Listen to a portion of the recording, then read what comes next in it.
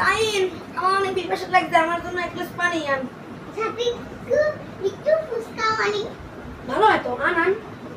তার সাথে একটু লেবু আনি। হ্যাঁ ভালো হয়, আন।